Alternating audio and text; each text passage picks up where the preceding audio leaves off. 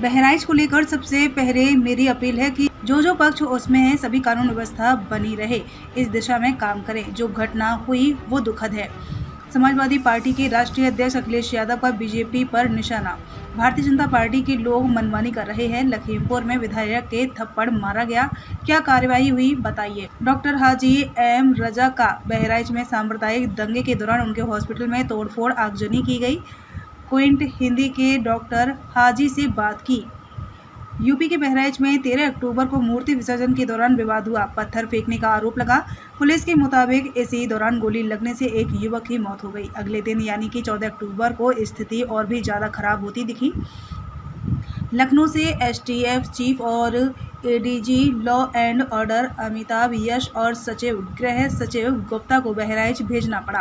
Quint Hindi ने पीड़ित परिवार, प्रशासन और ग्राउंड पर मौजूद रिपोर्टर्स से बात की। बताते हैं कि आखिर सांप्रदायिक हिंसा की वजह क्या है, युवक की मौत के बाद प्रशासन कितना मुस्तैद था, जिम्मेदार कौन है। पहले जान ले बहराइच का मंजर कैसा दिखा। हॉस्पिटल, बाइक शोरूम से लेकर हाईवे पर गाड़ियों में आगजनी की गई। लाठी डंडों से लैस सैकड़ों की भीड़ पुलिस प्रशासन मुर्दाबाद के नारे लगाते हुए सड़कों पर मार्च करती दिखी। एसटीएफ चीफ अमिताभ यश हाथ में गन लिए भीड़ को खदेड़ते दिखे। सड़कों पर भारी संख्या में पुलिस बल तैनात दिखा। यह सब कुछ 14 अक्टूबर को हुआ। अब बताते हैं कि विवाद की शुरुआत कैसे हुई। बहराइच का एक वीडियो सोशल मीडिया पर वायरल हो रहा है। हजारों की भीड़ एक मकान के सामने हाथ में भगवा झंडा और लाठी लिए धार्मिक नारे लगा रही है। एक युवक मकान के ऊपर चढ़कर हरा झंडा हटाकर भगवा झंडा लहरा रहा है। दावा किया जा रहा है कि यह युवक राम गोपाल मिश्रा है, जिसकी मौत हो चुकी है। बहराइच के महसी में रविवार 13 अक्टूबर को दुर्गा प्रतिमा विसर्जन के दौरान विवाद शुरू हुआ। जुलूस एक मुस्लिम इलाके से गुजर रहा था। हिंदू संगठन का आरोप है कि दूसरे समुदाय के लोगों ने पहले पत्थरबाजी की, फिर गोली चलाई गई। इसमें एक युवक रामगोपाल मिश्रा की मौत हो गई, जबकि 2 अन्य गंभीर रूप से घायल हैं। बहराइच एसपी वृंदा शुक्ला ने बताया, महसी तहसील के अंदर महाराजगंज क्षेत्र में मूर्ति विसर्जन के दौरान विवाद हुआ था। यहाँ एक व्यक्ति को गोली लगी, जिसके बाद स्थिति बिगड़ गई। उसके बाद शहर के कई और जगह पर चल रहे मूर्ति विसर्जन के कार्यक्रम रुक गए। पुलिस अधिकारियों को संवेदनशील जगहों पर तैनात किया गया है। पुलिस ने स्थिति काबू करने के लिए कुछ जगहों पर लाठीचार्ज भी किया है। हालांकि अगले दिन यानी कि 14 अक्टूबर को विवाद और भी ज्यादा हिंसक हो गया। लाठी डंडों के साथ सैकड़ों लोग सड़क पर उतरे। बहराइच में अगले दिन यानी कि 14 अक्टूबर को मृतक राम गोपाल मिश्रा का शव लेकर सैकड़ों लोग सड़क पर उतर आए।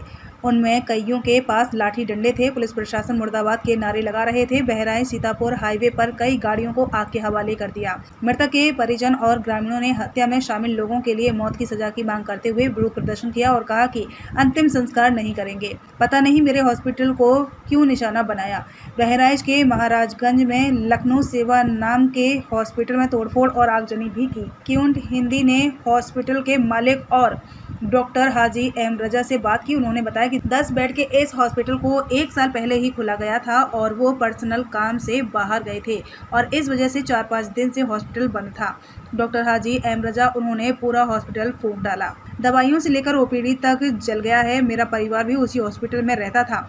हमारे कपड़े तक जल गए हैं। पत्नी के जेवरात भी वहीं रखे थे। क्या पता वो बचा है या नहीं। मेरा बहुत नुकसान हो गया है। लगभग 70-80 लाख रुपए डूब गए। मुझे नहीं पता कि मेरे हॉस्पिटल को क्यों निशाना बनाया गया। बहराइच की स्थिति बहुत दुखदाई है। डॉक्टर हाजी एम रजा का हॉस्पिटल जिसे जला दिया गया।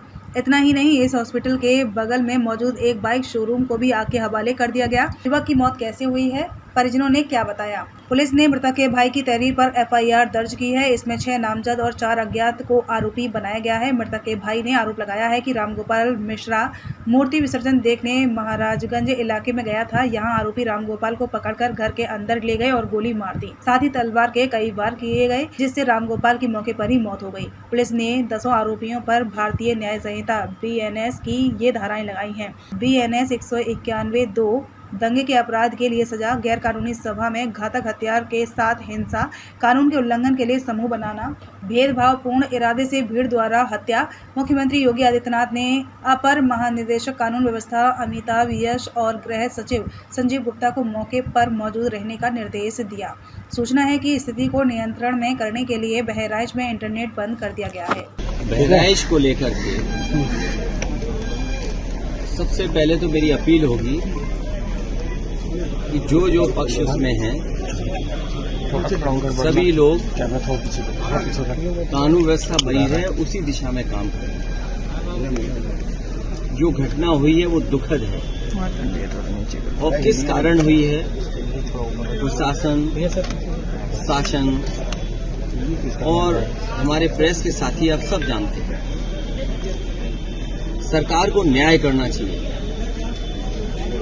एक चौकी इंचार्ज या वहां पर मौके पे कोई और छोटा अधिकारी हट जाए, उससे कानून व्यवस्था नहीं संभलेगी।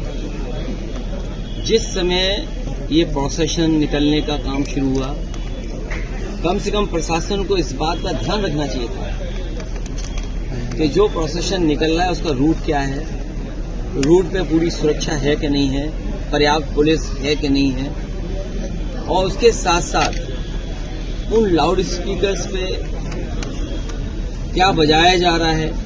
अगर ये बात मैं कहूं तो हो सकता है सरकार कुछ और बात कहे, लेकिन कम से कम प्रशासन को यह ध्यान रखना चाहिए था कि आखिरकार क्या बजा रहे हैं, क्या किसी को अपमानित कर रहे हैं।